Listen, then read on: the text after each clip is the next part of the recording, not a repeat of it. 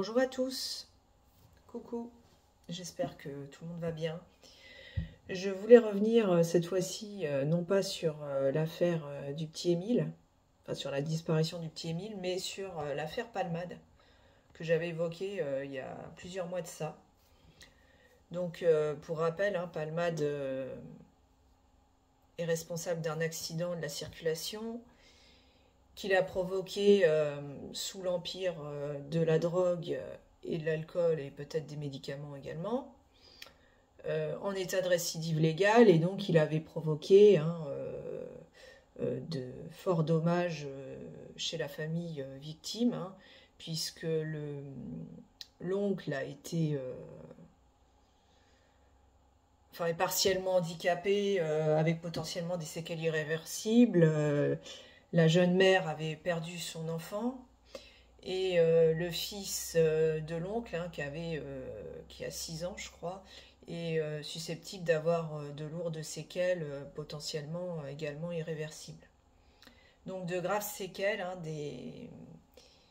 des membres d'une même famille lourdement blessés, très gravement blessés. Et donc voilà. Alors pour le moment, hein, donc je ne vais pas revenir sur l'affaire en elle-même, mais la question était de savoir s'il devait être placé en détention provisoire ou sous contrôle judiciaire en attendant son procès, qui, étant donné la lenteur de la justice, n'arrivera pas avant plusieurs années, potentiellement. Et donc, voilà, il avait été... donc lui, il n'a eu aucune séquelle, hein, de son accident. Par contre, il est intoxiqué, hein, par les diverses drogues, substances illicites qu'il a pu ingérer. Donc la question était de savoir s'il était en état d'être placé en détention provisoire, et là, on avait jugé que son état de santé était incompatible avec une incarcération.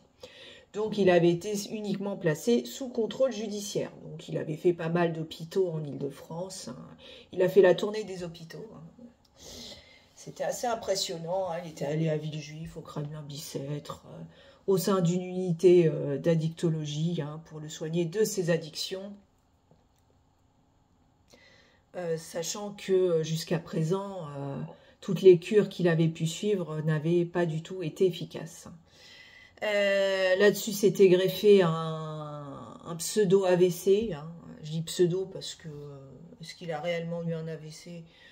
Alors, il y en a qui disent que c'était un AVC moins grave, hein, un incident ischémique, je crois, transitoire. C'est-à-dire, c'est un AVC qui est beaucoup moins grave que le vrai AVC, entre guillemets, hein, puisque, contrairement à l'AVC classique, l'incident ischémique transitoire ne laisse que des séquelles totalement réversibles, donc c'est provisoire, hein.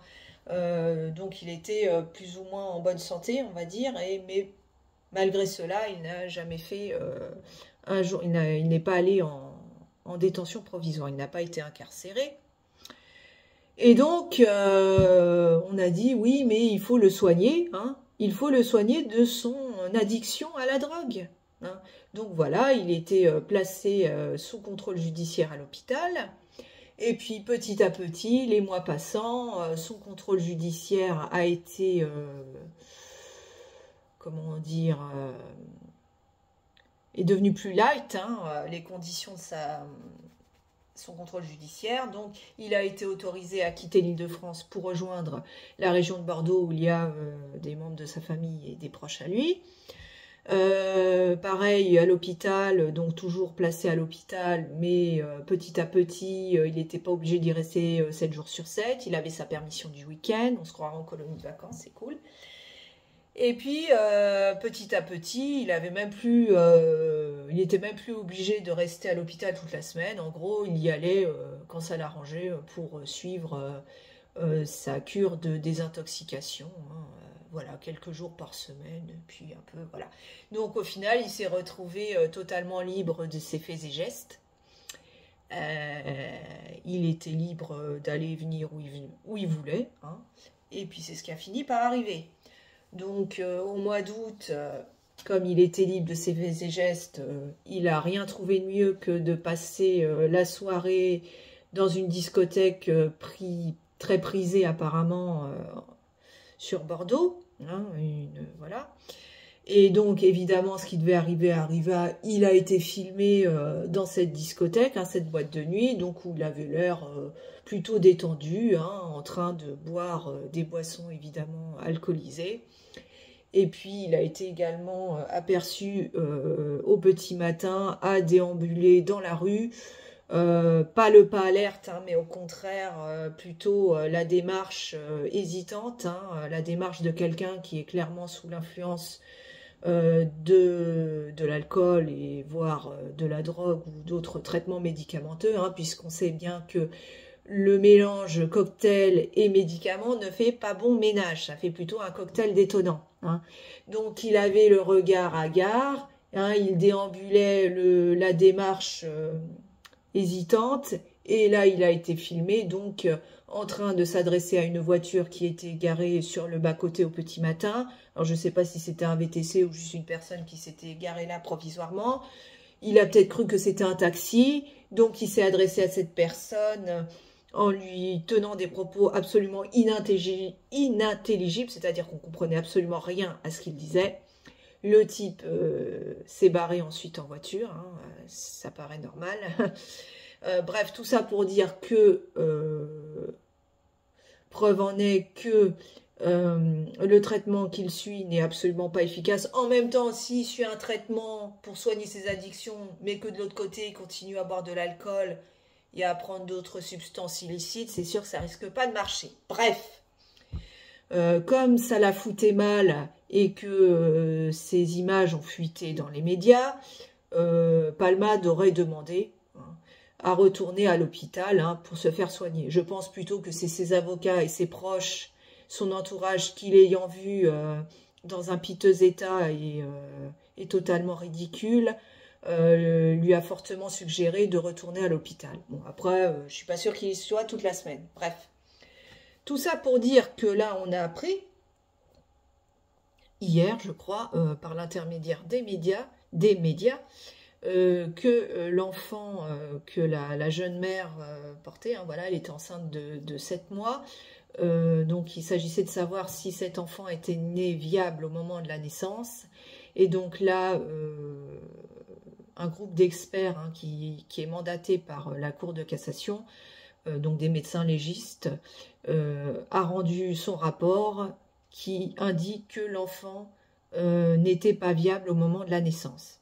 Alors, je suis un peu étonnée parce qu'il y a quelques mois de ça, lorsque des médecins légistes avaient examiné le corps de l'enfant, il avait été déterminé que l'enfant avait respiré 30 minutes après la naissance.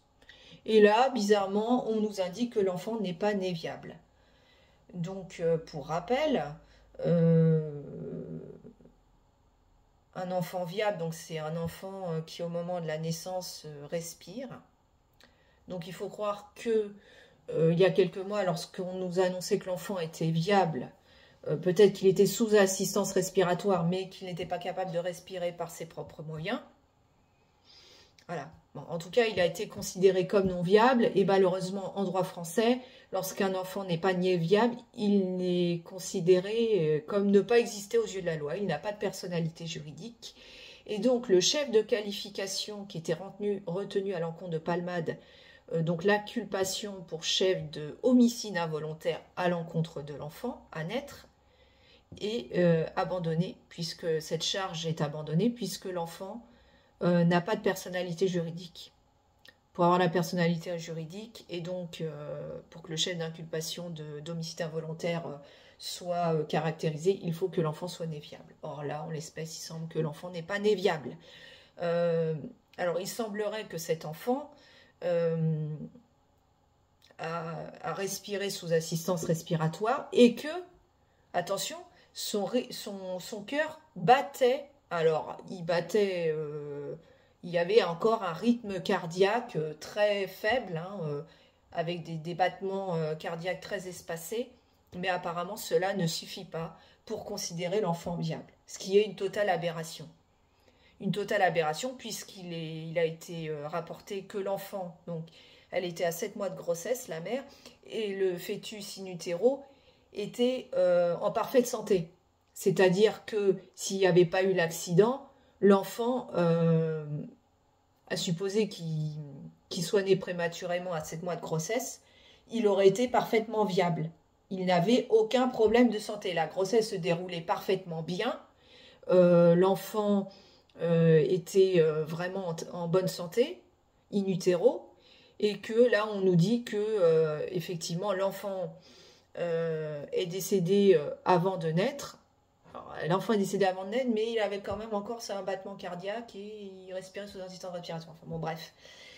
L'enfant est considéré comme mort in utero et évidemment que la cause de sa mort, c'est l'accident. C'est-à-dire que c'est le choc provoqué par l'accident dont est responsable Palmade qui a entraîné directement la mort. Donc la mort de l'enfant à naître est bien causée directement par cet accident.